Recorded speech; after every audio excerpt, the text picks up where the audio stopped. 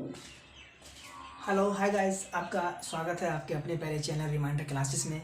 Guys, आज हम आपके लिए कुछ इंपॉर्टेंट टॉपिक लेके आए हैं। जैसे कि आप देख पा रहे होंगे, हिंदी की बुक जो रिमझिम है गाइस, उससे जो हमारा केवीएस का भी एग्ज़ाम चल रहा है, यानी 28 तक ये एग्ज़ाम चल रहा है, जो 25 से स्टार्ट हुए थे गाइस, सॉरी जो 21 से स्टार्ट हुए थे, 21 से 28 तक जो चल रहा है। तो गाइस, उससे संबंधित जो अभी करंट में देखने को मिल रहा है कि जो हिंदी की बुक है रिमझिम, यानी कि क्लास 1 से लेके 5 तक की हम बात कर रहे हैं गाइस। उसमें हमने, क्योंकि जो हिंदी हमारा जो उसमें पेपर जो हिंदी क्वेश्चन आ रहा है वो कुछ अलग टाइप का है, यानी वो एनसीईआरटी से आ रहा है, ठीक है।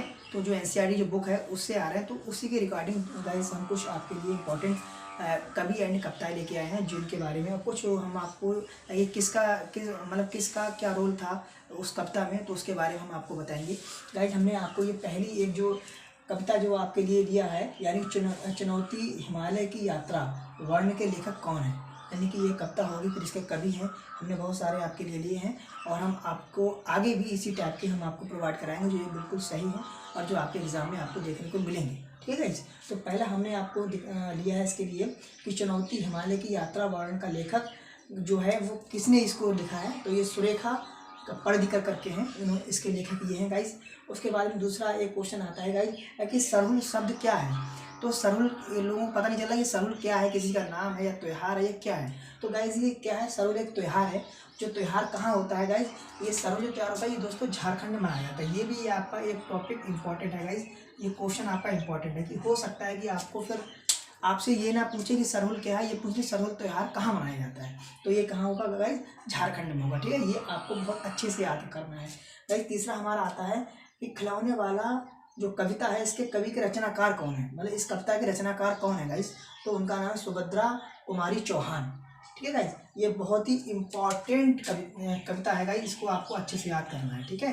यानी खिलौने वाला, तो इसके जो रचनाकार है वो कौन है, सुभद्रा कुमारी चौहान। क्यों गाइस, ये क्वेश्चन क्यों बन सकता है, क्योंकि सुभद्रा कुमारी चौहान जो है गाइस, ये बहुत ही मतलब जैसी कविताएं लिखती हैं, वीर रस वाली कविताएं लिखती हैं, जैसे कि देश के लिए इन्होंने बहुत बहुत अच्छी कविताएं लिखी हैं। तो ये कविता एक अलग हटकी है, ठीक है। तो इसके रिगार्डिंग ये पूछा जा सकता है और हो सकता है कि आपको कुछ ऐसी कविता वहाँ पे 3 ऑप्शन में वो मिले जो मतलब वीर रस की हो, और ये आपका इस पर ध्यान नहीं जाएगा। तो प्लीज़ आप ध्यान रखें कि जो खिलौने वाला जो कविता है इसको किसने लिखा है गाइस, ये सुभद्रा कुमारी चौहान जी ने लिखा है, ठीक है। उसके बाद में आता है कि चावल की रोटियां, ये किस विधा की रचना है, यानी ये क्या है, किस विधा की रचना है। तो गाइस ये क्या है, ये नाटक है। ये क्या है गाइस, नाटक है। ये बहुत अच्छे से आपको याद रखना है गाइस, है कि चावल की रोटियां की ये किस विधा की रचना है, ये एक नाटक है, ठीक है।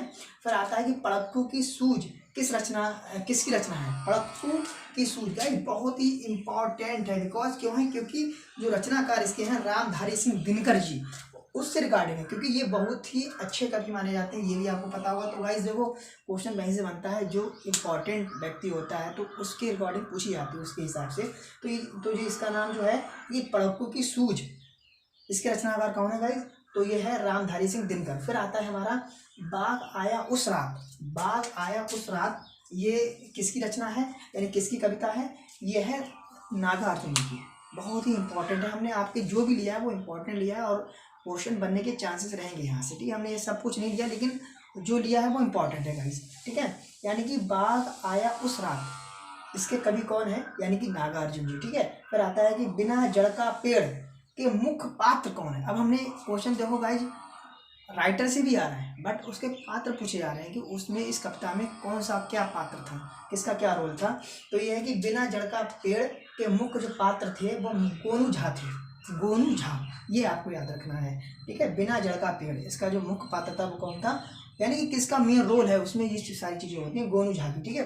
फिर आता है पानी रे पानी, जो कविता है इसके रचयिता कौन है, इसको किसने रचा है, तो उनका नाम है अनुपम मिश्रा, ठीक है। ये आपको बहुत अच्छा रखना है। पानी रे पानी तेरा रंग कैसा, मिला दूं जिसमें लगे उस जैसा, तो ये उसी का थोड़ा है कि पानी रे पानी, तो ये अनुपम मिश्रा जी ने इसको लिखा है। फिर आता है गाइज कि गुरु और चेला कविता के कवि कौन है, बहुत इंपॉर्टेंट है, बहुत इंपॉर्टेंट, सही बता रहा हूँ मैं आपको। यानी कि कवि मतलब गुरु और चेला किसने लिखी, सोहन लाल द्विवेदी जी ने, सोहन लाल द्विवेदी जी ने, ठीक है गाइज। फिर आता है कि नन्हा फनकार कहानी का मुख्य पात्र, जैसे कि हमने आपको इसमें बताया था कि बिना जड़ का पेड़ का मुख्य पात्र कौन था, गोनूझा। ऐसे ही आता है कि नन्हा फनकार यानी कि केशव, केशव इसका मुख्य पात्र। हम थोड़ा इसके बारे में आपको बताते हैं। नन्हा फनकार का मतलब ये होता है, फनकार वैसे तो गायक होता है लेकिन वो चीज़ नहीं है। फनकार का मतलब होता है कि किसी चीज़ को अच्छे से बनाने वाला। ये केशव ये जो मुख्य पात्र इसमें है, क्योंकि ये इसमें अकबर की कहानी है। क्या कहानी है वो मैं आपको बता रहा हूँ। क्योंकि जो अकबर होता है यानी कि वो कुछ मतलब काम करवा रहा होता है, तो ये बंदा वहाँ पे ये अपने पापा के साथ यानी अपने पिता के साथ ये वहाँ पे जो है नक्काशी करता है। ये नक्काशी वाला इसमें है, तो नक्काशी करता होता है। तो अकबर इसके पास जाता है, नाम पूछता है कि आपका नाम क्या है, ये केशव बताता है। फिर वो अकबर कहते हैं भाई हमको भी सिखाओ ये नक्काशी। तो उसी का इसमें इसका जो मुख्य पात्र वो केशव है, ठीक है, उसी के रिकॉर्डिंग, ठीक है। फिर आपको आता है कि मन के भोले भाले बादल, मन के भोले बादल जो कविता है इसके कवि कौन है, कल्पनाथ सिंह। कौन है, कल्पनाथ सिंह। ये आपको अच्छे से याद रखना है, ठीक है भाई। फिर आता है कि चांद वाली अम्मा के लेखक कौन है, चांद वाली अम्मा, यानी कि ये जो भी होगा बहुत अच्छी कविता होगी फिलहाल जो भी है। तो इसका नाम, इसके लेखक कौन है, तारा निगम। अब आपको याद रखना है चांद तारा थोड़ा है, थोड़ा मिलता जुलता है, वैसे आपको जोड़ लेना है उससे, ठीक है। चांद वाली अम्मा के लेखक कौन है, तारा निगम, ठीक है। उसके बाद गाइस आता है कि एक सेकेंड, हाँ, फिर आता है कि चांद वाली अम्मा के लेखक कौन है, तारा निगम। फिर आता है बंदरबाट कहानी के लेखक, बंदरबाट ये कौन है, हरिवंश राय बच्चन। अरे भाई इनकी बात ही हो रहा है वो है नहीं, कर शपथ वो इनको लिखा है, अग्निपथ करके, ठीक है, बढ़िया है। फिलहाल ये आपको याद रखना है कि बंदरबाट कहानी के लेखक कौन है लेखक, हरिवंश राय बच्चन, बंदरबाट। फिर आता है मीठी सारंगी, गणेश जी तो मीठे हैं भाई, जाहिर सी बात है। तो यानी गणेश शर्मा जी ने इसको लिखा है।